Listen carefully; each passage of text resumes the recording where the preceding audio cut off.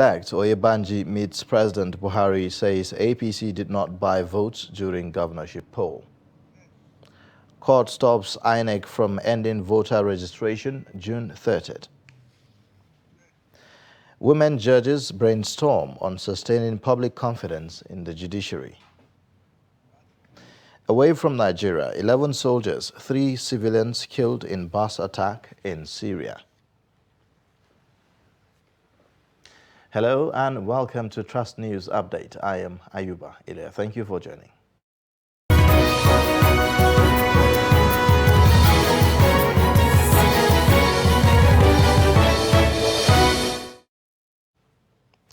And now to political stories.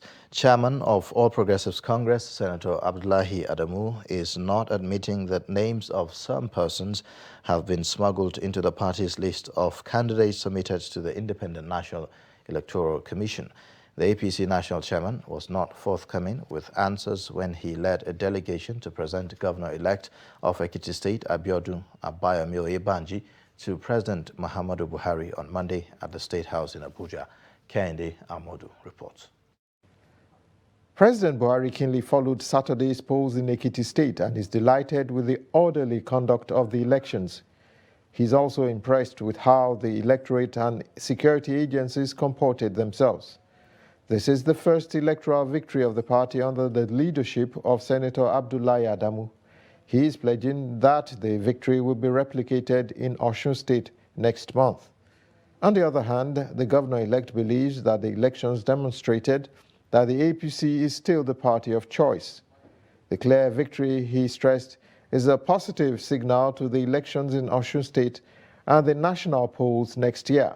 The last time I was here, I said that if performance will be an indicator for electoral success, that we have nothing to fear. So as far as we are concerned in APC, we did not involved in vote buying, but we've done so well and we have a manifesto that pleases our people. Beyond the celebrations, however, are allegations of the name of Senate President Ahmad Lawan appearing on the list of APC candidates sent to INEC, despite not participating in party primaries. It is a query the national chairman is not positively inclined to. Everything we've done so far, we've done very carefully with legal consultation, and we're cocksure. We are not going to have the kind of speculation that you are, professing at this point in time. We are very comfortable with what we've done.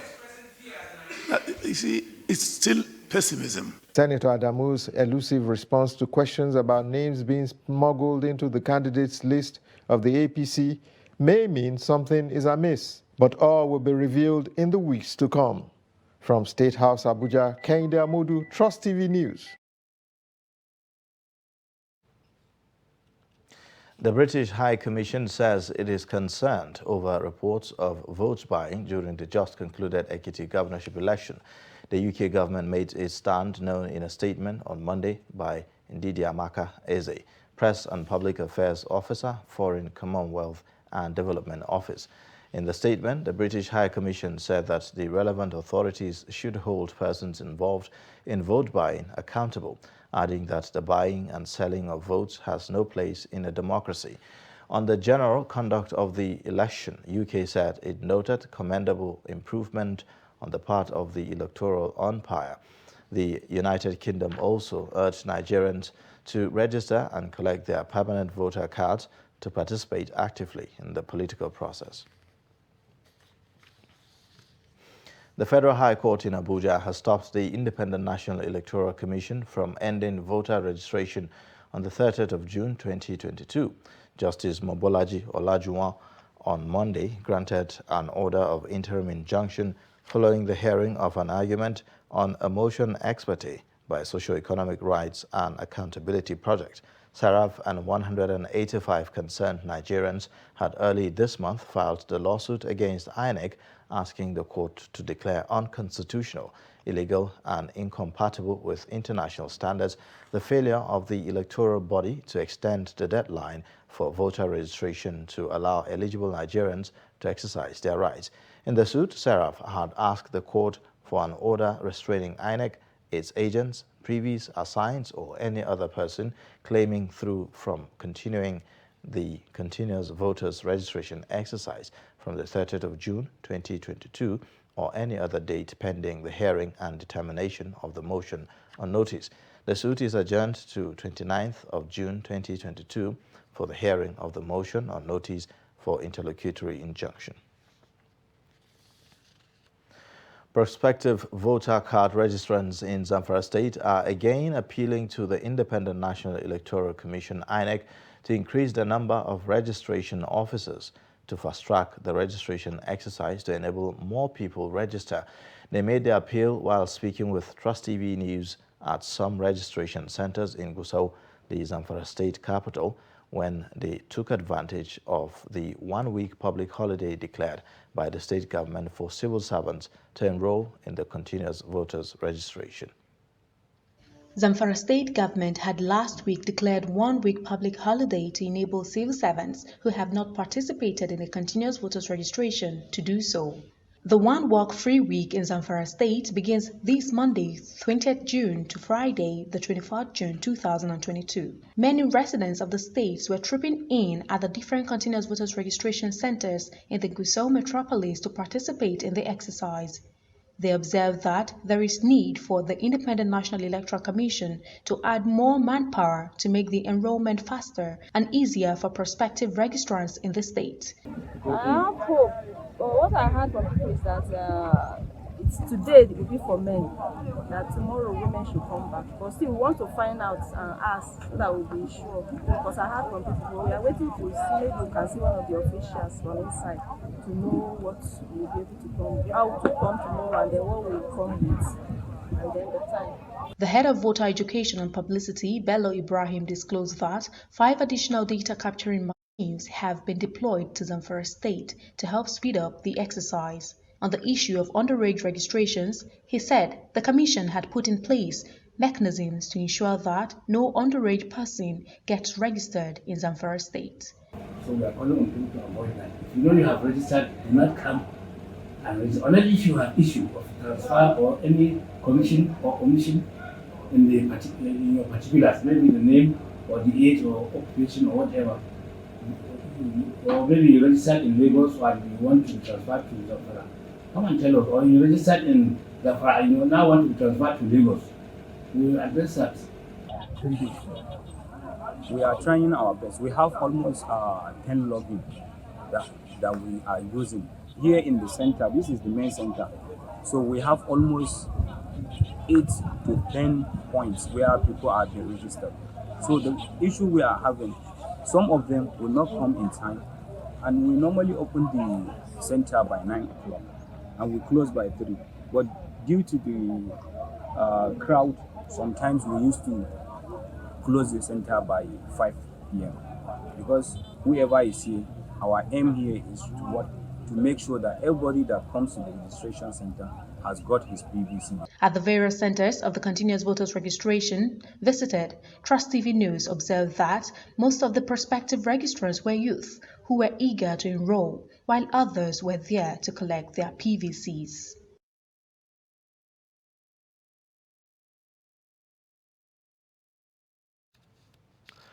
In a similar vein, leaders of Fulani communities in southwest Nigeria have urged members of its communities throughout the region who are 18 years and above to make sure they obtain their PVC or revalidate same where necessary. The Sarakin Fulani of Lagos and Chairman Council of Fulani Chiefs in Southwest, Alhaji Muhammad Bambadu, disclosed this on Sunday while interacting with the leaders of Fulani communities from 5 southwest states and Kwara in his palace in Lagos. Trust TV's Abbas Ibrahim Alibi reports. The Sarakin Fulani of Lagos, Alhaji Muhammadu Abubakar Bambado, said the Fulani communities in Southwest, as members of the larger Nigerian society, commiserate with the government and the people of Ondo State over the gruesome murder of worshippers at Francis Catholic Church at Owo and other parts of the country in which innocent citizens are killed on daily basis. As members of the larger Nigerian society, we commiserate with the government and people of Ondo State over the gruesome murder of people at Francis Catholic Church at Owo on Sunday, the 15th of June 2022, and other parts of the country in which innocent citizens are killed on a daily basis. Bambado added that the only way to record the much desired progress, prosperity and development on all fronts is to eschew bitterness and embrace peace. Is to ensure bitterness and embrace peace. We all have a role to play to achieve this within the capacity, wherever we may domicile in the country. Alhaji Muhammadu Bambado disclosed that the Fulani communities in the Southwest will perform their civic duty by participating in the 2023 electoral process to ensure that the right leaders emerge. We must all make it a point of duty to perform our civic duty by participating in the electoral process. We should take this message to our different homes on the need for eligible voters in our communities to get their permanent voters card, PVC. As you are all aware, the PVC is the only ticket that empowers us as eligible voters recognized to vote at the polls. Some of the leaders told Trust TV that most of their members have no PVC due to lack accessibility and technical know-how, as many were left behind as they don't know how to register their PVC online. Abbas Ibrahim Alibi, Trust TV, Lagos. Moving on to security matters, gunmen have kidnapped the district head of Panyam in Mangu local government area of Plateau State, Adamu Derwan. According to eyewitnesses, the gunmen invaded the traditional ruler's country home in the early hours of Monday and forcefully took him away to an unknown destination before security personnel arrived at the scene of the incident. The public relations officer of the State Police Command, DSP Alfredo Alabo, who confirmed the incident, said that the State Police Commissioner has directed an immediate action to apprehend the perpetrators. The abducted monarch was among the contestants for the paramount seat of Mishkahama, Mogavu's traditional throne, which he lost narrowly. The kidnapping of the Panyam district head is the 5th abduction of traditional leader in the state within the last 6 months. Families and civil society groups want justice for late 14-year-old student of Premier Academy, Lugbe in Abuja, Karen Hapuch, who died last year from rape complications while in school. The demand was handed down at a one-year memorial in honor of the victim, who is yet to get justice from relevant authorities despite petition by Amnesty International as well as legislative resolutions. Trust TV's Shafiu Suleiman reports.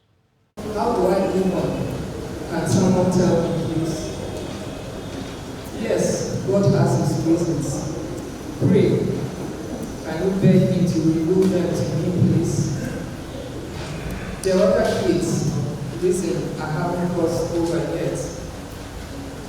How can I forget part of the home that made me laugh, sing and dance, that made me see the colors of life, that reminded me to breathe, that knew, even when I think that I was short of oxygen. How do I move on when I still hear and cry for justice? Bibian Akpaha is the mother of the 14-year-old Karen, a student of Premier Academy Lugbe, as she struggles to push back tears after reading few lines from a poem she composed to express her feelings.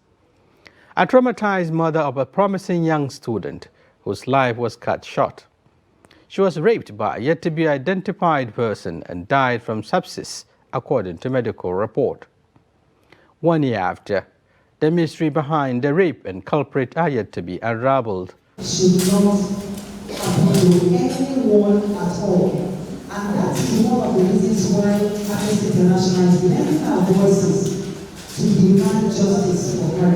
Amnesty is demanding justice for an end. We're demanding justice for them.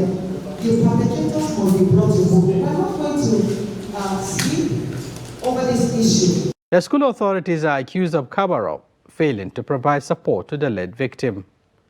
But the civil society organizations here and other stakeholders are determined to ensure justice is served. And the answers are in the window. However, one thing that is very clear is that there are facts that are undisputable as at this time. One is that Karen is dead. Another is that up until now, no one has been held responsible for the death of Karen. And we can go on and on. But one thing that we have established here today is that the authorities are not doing enough to bring the perpetrators to justice.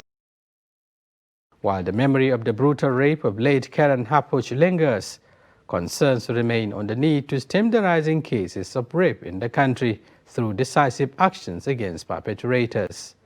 Shapir Suleiman, Trust TV News, Abuja. You're watching the news update on Trust Television. Coming up shortly. How technology impacts on newspaper vending. Details and more after the break. Join us again.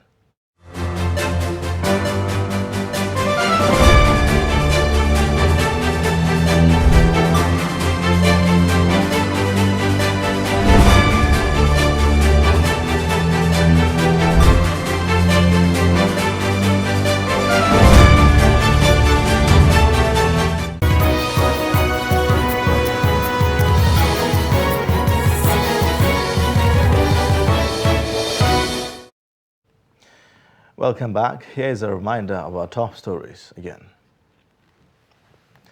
Ekiti Governor-elect Oyebanji meets President Buhari, says APC didn't buy votes during governorship poll. Court stops INEC from ending voter registration June 30th.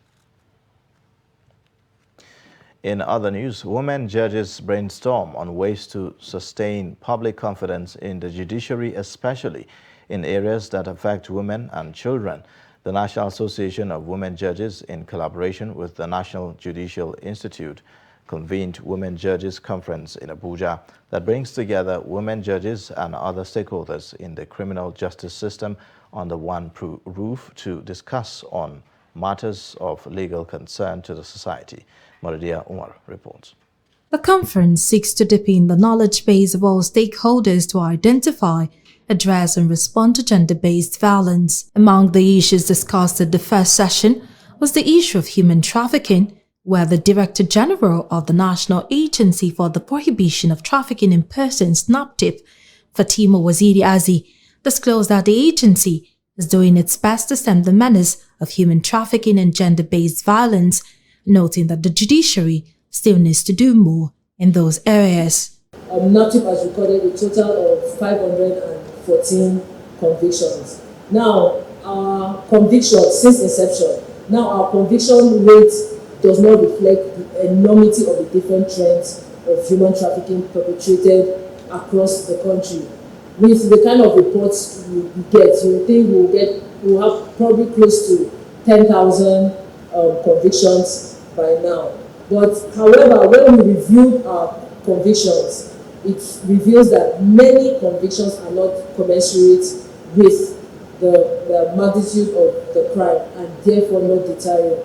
And this is where we need the assistance of my lord seated here, especially my lords who work in family courts, who hear trafficking in persons cases. Most of the convictions we get are not, it's not deterring. We are beginning to have repeat offenders. She also speaks on how the agency intends to work closely with the judiciary. So, NAPTIP is working with the judiciary. We are relying a lot with the judiciary to enhance our prosecution rates. Dorothy Njamanze, a human rights activist and a participant at the workshop, speaks on the role of the judiciary in tackling gender-based violence in the society. Okay, I think I will say that while the judiciary is playing the judiciary's role, every day trends change. every day different things happen, and opportunities like this help people on the bench to come to terms with the current trends, the current challenges, amongst others, and it would also help in how dynamic, the pronouncements from the bench would be. And so this is very welcome. It's highly enlightening, and this is a situation of iron sharpens iron that I've seen here, and I'm very happy it's happening. Very timely now. Stakeholders say the theme of the workshop, inclusivity and access to justice, sustaining public confidence in the judiciary, is relevant and timely in view of the enormous challenges experienced in curbing the incremental rate of human trafficking, sexual violence, and other gender-based offences. Martia Umar, Trust TV News Abuja. Newspaper vending is an old business which has been a source of living for many around the globe and in Nigeria. However, the technological advancement of the 21st century has adversely affected the business, losing customers to online newspaper platforms. Ibrahim Ismail takes a look at the struggles some newspaper vendors go through to remain in business despite all the odds. 60-year-old Balamai Jarida has been a newspaper vendor since 1980. When he was a teenager, his dream was to become a journalist. Even though his dream was not realized, Bala found solace in newspaper vending. When I was a kid in primary school, they used to ask us in class about what we want to become in the future. Some will choose farming, but I said I want to be a journalist. They called me Balamai Jarida. Since then, I became a vendor. He said despite the threat to the newspaper vending by the digital technology, he still makes fortune in the business. The business has some setbacks. In Gombe, I used to receive 500 copies of Daily Trust newspaper daily. I distribute to vendors and agents in Iliri, Kaltungo, Kumo, and Nashaka. But due to the mobile technology, sales have dropped. The companies also cut the supply. Now I only receive 30, 35 to 40 copies. Yanzu duka abin da nake samu baya wuce kwafi 30, 35, 40. Alhamdulillah. Thanks to Allah, I achieve a lot and I still make fortunes. I fend for myself, married second and third wife, bought farm and piece of land. I am still in the business. Aure na farko amma na gida la da noma amma nayi na ɗaya da na biyu duk a cikin jarida. Na sayi gona kuma na sayi fili har yanzu duk a cikin jarida. Ko da yace ban gina filin ba.